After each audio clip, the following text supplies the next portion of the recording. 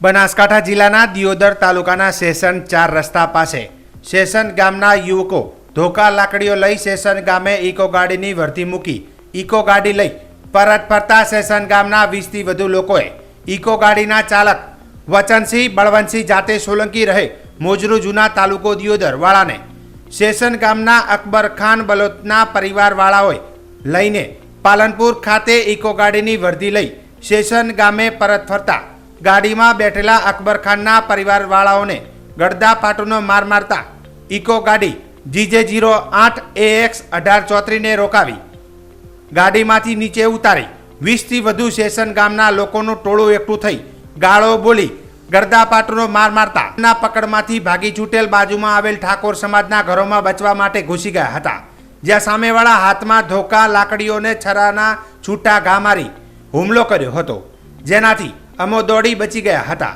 અને સેશન ગામના બલોચ સમાજના લોકોનું ટોળું વિભિત્સ ગાળો અને રસ્તામાં ચાલુ ગાડીએ ડાલુ મારી નાખવાની ધમકી આપતા અમો દિયોદર પોલીસ મથકે લેખિતમાં રજૂઆત કરી છે. આ બાબતે યોગ્ય તપાસ કરી અમને ન્યાય મળે તેવી માંગ કરી હતી. ના ઈ બન્યો વર્ધીમાં લઈ ગયા વસંતીને અને ઈ ઘટના બની, બીજું ઘટના નથી, કાંઈ નથી. ઈ બલોચાને બધું ઈ દુખ્યું. બીજું ભાડે અમે લઈ ગયા હતા, અમારા ગામમાં બંદોબસ્ત છે, મને કોઈ લેવા નથી, કોઈ ધ્યાન નથી હાલતું, કોઈ પાણી નથી હાલતું. પછી અમે લોકો ક્યાં હતા, એના કરતાં અમારું સાધન કાઢીને ગમે અહીંયા મોકલી જ આવે છે. તાજખાનને પરિવારને લઈને પાલનપુર ગયો હતો. જાણે પાછો આવ્યો તાણે સેશનમાં ફેર મૂકવા ગયો.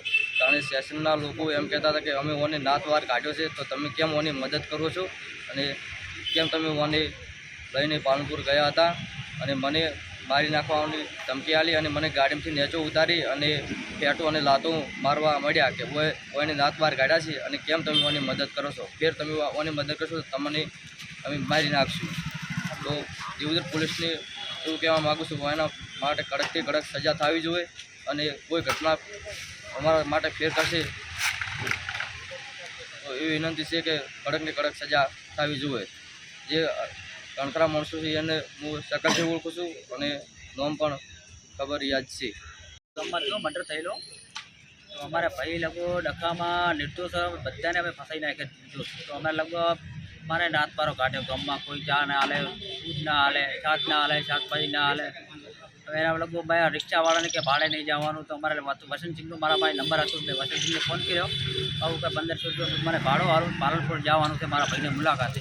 તો અમે મુલાકાત કરીને આવતા, મારા મમ્મીને અમે બધું મારા છોકરાને બધા આખો પરિવાર જતા. તો મને લાગો એ લગભગ 3 વ્યક્તિ પેલા બધા આખો ટોળો કરી ઊભા હતા મારા પાટીએ અને મુંબઈના મારે ગાડી મેલીને દોડી ગયો કે વસંતસિંહને પણ રોક્યું કે તું તમે એના ભાડો કરવા ગયો, ભાડો કરવા કેમ ગયો. પછી વસંતસિંહને માર્યો થઈ ગયા અને હું ગાડી મેલીને દોડી ગયો.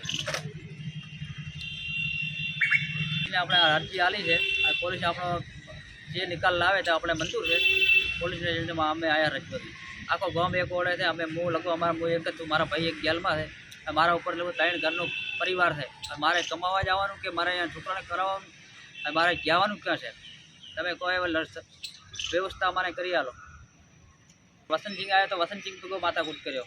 હવે અમારે લોકો સપોર્ટ હાલવા કોઈ સામાન બમાન કોઈ દૂધ પકડ આવે તો અહીંયાને મારે કે અહીંયાના ભેગો જવાનું ને અમારા ભાઈનો કે મર્ડર કરી નાખ્યો. અમે મર્ડરમાં હોય તો લોકો અમારા મુલાકાત મારો ભાઈ નિર્દોષ પડી ગયો, મારે લોકો ક્યાં જવાનું ગામ મેલી.